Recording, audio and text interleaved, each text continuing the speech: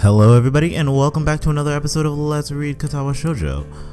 When we last left off, we had encountered this strange armless girl eating with her foot in the art room. So let's see where this takes our dear boy Hisao. Sitting on a desk is a short-haired girl, curiously wearing a boy's uniform with a fork between her toes, a morsel of food stuck firmly on the end.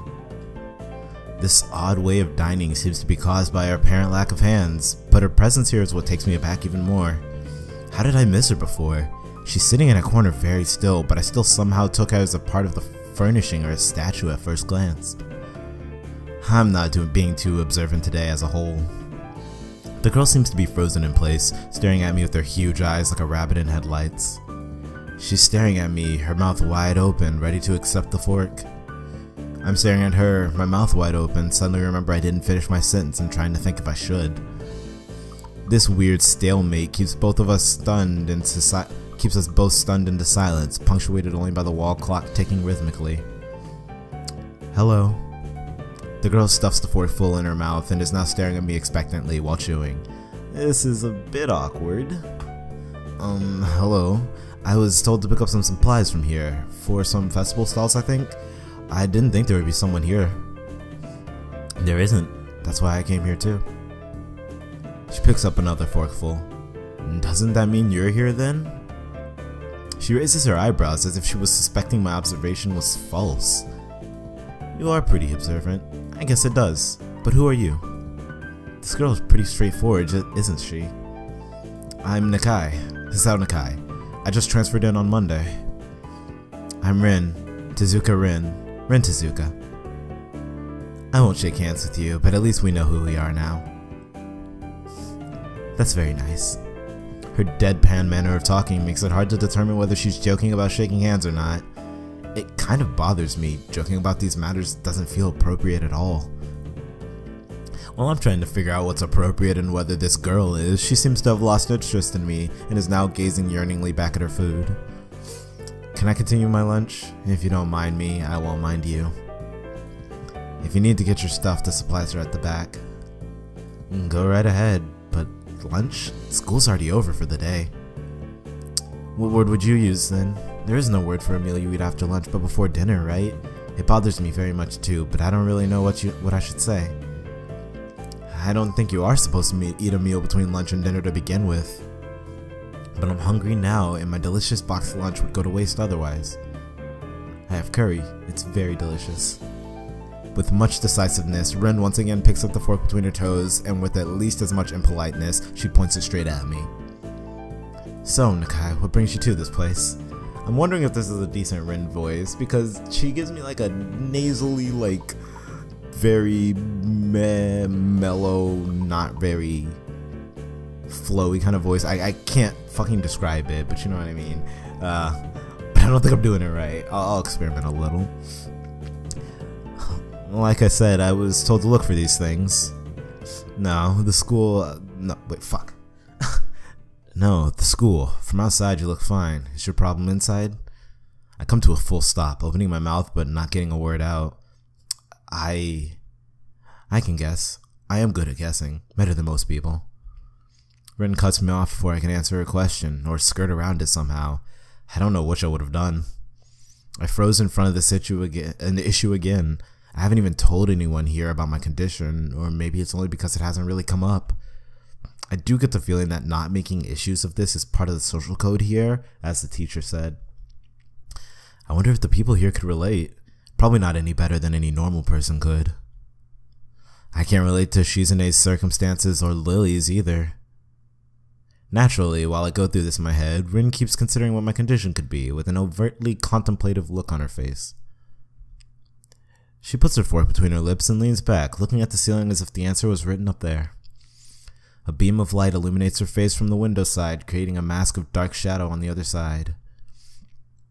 I don't think it's anything in your head, and something in your guts would be boringly ordinary, like this lunch of mine, and less delicious. The problem must be in your pants. This messed up Sherlock Holmes kind of statement and the sheer lack of tact it was delivered with catches me completely off guard. I think I might have reeled back even physically as Rin's eyes widened in revelation and astonishment. So I was right. There's something wrong with your tackle, isn't there? Still partially in shock, but recognizing the need to reply something, I spit out the first thing that I can think of. No, nothing like that. I have a heart problem. Arrhythmia. Huh? I said it. More like blurted it out, but I said it. The girl in front of me purses her lips together and glowers at me, looking very disappointed. How boring. Trouble in the pants would have been much more scandalous. What's with this reaction? I'm sorry to let you down. I forgive you. I collect people, and a person with, that kind of problem would have been really great. Collect people? People with different problems. So you just, go around asking people what's wrong with them? Pretty much. I see. With little left to say, Rin resumes her lunch and the conversation dies away, but I keep thinking about what was said. It's the first time I told anyone else about my condition. All the other people have either known about it already or heard about it from someone else. Or didn't need to know about it, like every other student here so far. Should I have told it as a natural part of introductions? Is it expected of me?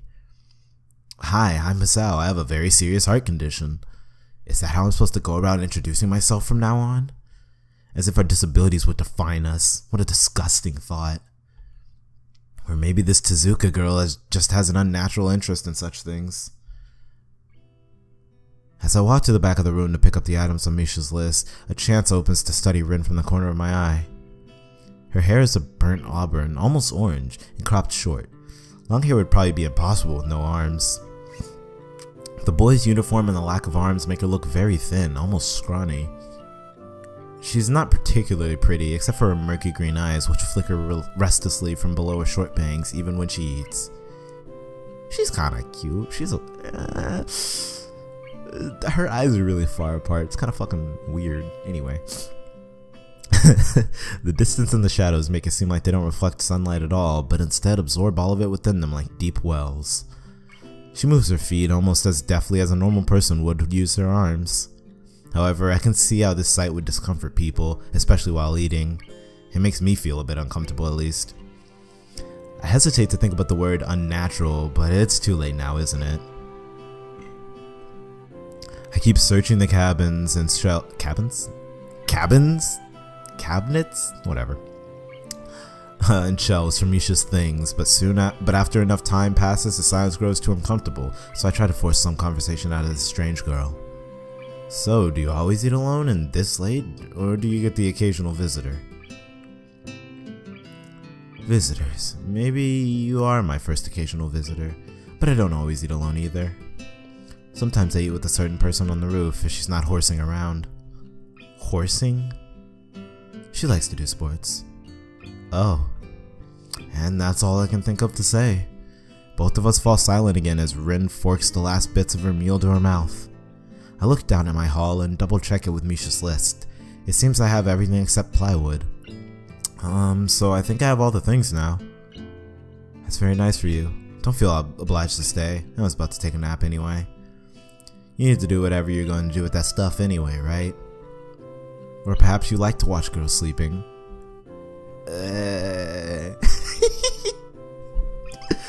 I'm not sure what to make of this, but Rin looks serious.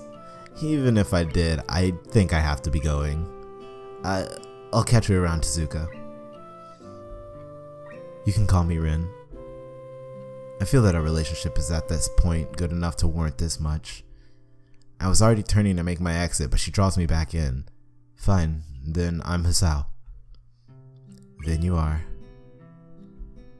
Rin looks at me hard in the eyes, but that intimidating feeling you get when someone stares at you isn't there. It's like she's actually not looking at me at all. She blinks a couple of times, and I can't figure out why a pause like this just popped between us out of nowhere. See you later, Hisao. There's something like a tiny smile there in her face, maybe. I quietly back out of the room. As I shut the door in front of my face, I whisper to myself, what an intriguing person. From inside, I hear a muffled sing-song voice. I heard that. What did she? That honestly gave me a fucking heart attack. Oh shit, dude. That honestly scared me. What did she hear? I can't. Fucking Christ. I jump at the sudden appearance of Misha, who I had not heard approaching despite the completely empty hallway. Somehow she had gotten the jumping distance of me without making a sound. Creepy. It briefly reminds me of Kenji's nutty theory about a global feminist conspiracy, but I push that thought aside. Shizune, standing slightly behind Misha, looks aloof as she couldn't have heard the remark that drew Misha's attention, but Misha is visibly excited. No, wait, more importantly, who's in there? There's no club meetings today. She tries to curiously peek past me, even though the door prevents her from seeing anyway. What are you doing here? You took so long that we had to come check what's wrong. That's no good, Hichan. She wags her finger at me scoldingly. You bitch. I found plywood, but everything else is still missing because you are tardy. Oh, sorry. I got the things here. Was just going to bring them. I think you were up to some mischief. Mischief. Hichan, who was in there with you? I wonder. Misha signs something quickly to Shizune, pointing at her own ear a couple of times. Shizune immediately pushes her way past me and opens the door into the classroom I just left. I can only imagine the shock she is experiencing. With Shizune's diligence and attitude, the insolence of daring to deface school property by sleeping on top of it must be too much to bear. And indeed, she stares at Rin, frozen in place apart from the slight but noticeable trembling of her shoulders from suppressed rage, I'm sure. Instead of blowing up, Shizune just takes a few deep breaths, adjusts her glasses, and slams the door shut, turning to shine furiously at Misha. I'm sorry, I keep mispronouncing Shizune's name. It's hard to go back from something you've been pronouncing one way for years. Maybe she did blow up, but I can't understand it. She shoots a very loaded stare at me too, as if it was somehow my fault that Rin is sleeping on one of the tables. I hope she's not getting any funny ideas about the reason of my tardiness. Hello. Rin's voice comes from the other side of the door, and it takes a few eye blinks to realize she might have trouble opening it. I open the door to find Rin directly behind it, looking at us with a half-interested, half-sleepy face. Damn, she's fucking tall, what the hell? Hello. Miss Tezuka, what do you think you were doing? You absolutely are not permitted to use school property for such disgraceful activity. It sure is suddenly very crowded in here. I didn't know I was this popular. It's hard to say whether she's happy or unhappy about this turn of events. She looks like she's about to cry, Jesus. At any rate, she ignores Shizune/Misha's scolding, so they have no choice but to drop the issue. Shizune taps Misha's shoulder, points at Rin, and makes some quick signs. Popularity aside, please don't do that anymore. Anyway, how's your project going? Will it be done for the festival? Rin looks at them blankly, apparently at ease under the pressure Shizune's cold glare is putting on her. I keep wondering about that myself too. And? Oh, think about it harder. As Misha signs her reply to Shizune, her face turns into an unsatisfied frown. Miss Tezuka, please try to take this seriously. It'll be a disaster if the wall looks like someone threw up their lunch onto it. Rin nods assertively. We'll think more seriously. Love it. Love it. Misha actually giggles at that, but Shizune doesn't, even after translation. Not even after translation. She just shakes her head, takes the materials from me, and takes off with Misha in tow. Rin frowns thoughtfully as she looks after the retreating student council duo. How rude. It's true though, I must finish my project for the weekend. There will be dire consequences if I don't. The end of the world as we know it. Like weekends usually are, but more dire. Much more dire. Maybe I'll postpone my nap to unforeseen future. I'm about to ask what project she has and what are these apocalyptic consequences, but she walks back into the art classroom. Since you have nothing to do, would you give me a hand? This paint can doesn't fit into my bag, but I need it. She kicks lightly at a huge can of paint that's lying on the floor next to the table she was sitting and sleeping on. It lets out a dull clang. Being the gentleman I am, I naturally pick it up. Yeah, such a fucking gentleman. With your lack of tact and brass knowledge about the female, whatever. Heavy. Yeah, sure. Where do you need to take it? Away. And with that, she takes off to the hallway, me and the paint can following since there's little choice for either of us. The hallway is quiet and empty now with Shizune and Misha gone, so we too leave towards the stairwell at the other end. Every 10 or 15 or 20 steps I have to change the can from one hand to another because the thin handle cuts into my palm. At least it keeps my arms from tiring too fast. Rin strolls on beside me with an uneven pace that I have trouble matching. Or maybe I am walking weird because of the extra weight. Let's say I am, that feels weird. Just say I'm, whatever. It seems one of us is constantly walking too slow or too fast, and I can't figure out which. 2 flights of stairs below, trouble appears in the form of the head nurse and his fox-like grin. Oh, BB. Ah, Mr. Nakai. What a happy coincidence. Tezuka too, of course. He nods courteously to Rin, who does not acknowledge him back, then turns to me because obviously it's me who he had some business with. There's something I forgot to mention on Monday. I nod and wait impassively because I can't even begin to guess what he forgot. The feeling of the handle delving deeper into my skin doesn't make me feel enthusiastic about this interruption either. It's about your medications. Since you haven't been that long on your current medications, there might be some unexpected side effects, which might require adjusting dosages or even changing to another kind of medication. So we will do a few tests regularly, but what I'd want is for you to keep an eye on everything in your condition that feels off, if you get what I mean. Nausea, headache, anything, and come see me if something happens. Alright. So, how are you? Everything fine? I give up and drop the can to the floor before answering him. Apparently this takes longer than my biceps can handle. You gotta get that workout, boy. Hit that gym. I'm one to talk. I'm about to say something generic as an answer, but then I realize how often I've done that lately. Other people have asked me that too, teachers and students here. My parents, visitors, nurses, doctors at the hospital. Everyone seems to be concerned about that. It's natural for a hospital, not so much for a school. Except this school. This is a small school, and both the student base and the faculty seem to be very tightly knit. At least that's the feeling I'm getting. And this is not the kind of school that gets transfer students too often. The thought sends shivers up my spine, but I give a generic answer anyway. That's great. Also, one other thing. My sources tell me that you've been at neither the school track nor even the pool, so I'd like to know if you have taken up exercising as I asked. Of course I haven't, but his way of inquiring gives me the feeling that I should have been running my ass off on the track since the very first day. You have people spying on me? Yeah, he does. Not as such. I just happen to know a few people, but that's not the issue here, so don't try to slip out of it. Well, I was actually just doing some improvised weightlifting as an exercise. I pick up and lift the can up and down a few times like some sad imitation of a bodybuilder, even though it's weighing down one of my arms painfully. Pain's heavy, bro, I feel you. The stupid grin disappears from his face for a second, then comes back like it was never gone. Tezuka, would you give us a second?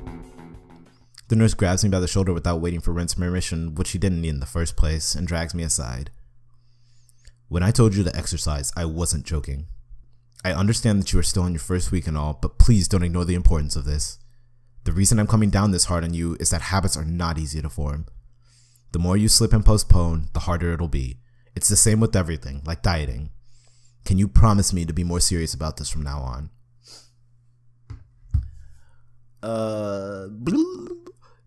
For the correct end, let me say it first before I make this choice.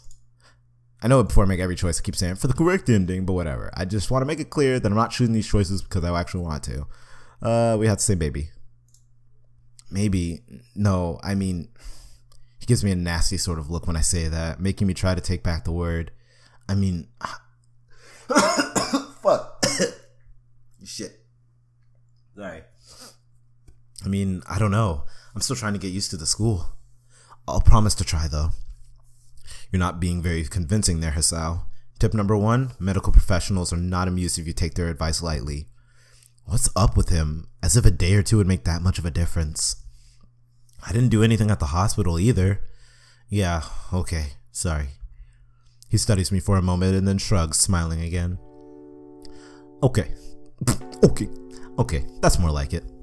If you go to the school track tomorrow morning, you'll meet my spy, who probably has no qualms offering consultation to you if you want to jog a bit.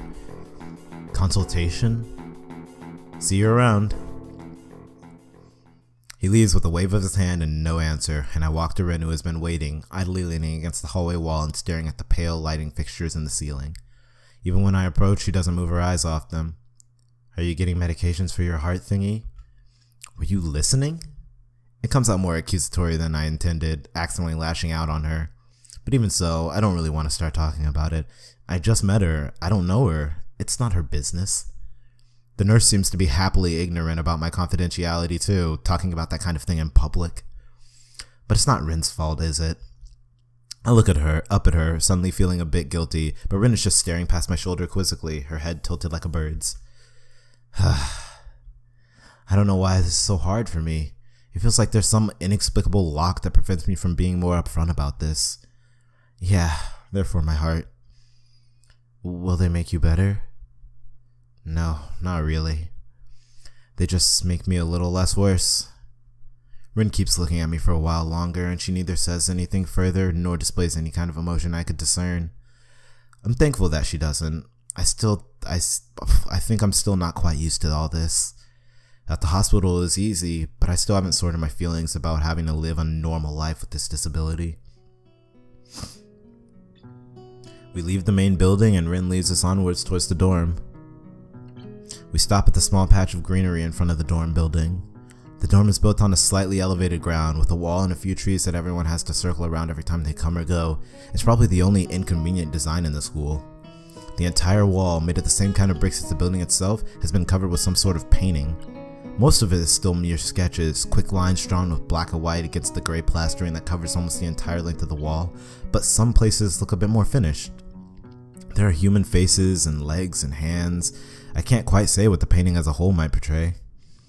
Stacks of what seem to be paint cans are arranged in piles on the ground beside the wall. See, the left side is hardly off the ground yet. It's because I couldn't get in the mood yesterday, so I gave up and went to meditate instead. Then it was suddenly morning. I have to work on it, but the guys from art class are helping with the negative spaces and based surfaces whenever, which is a problem.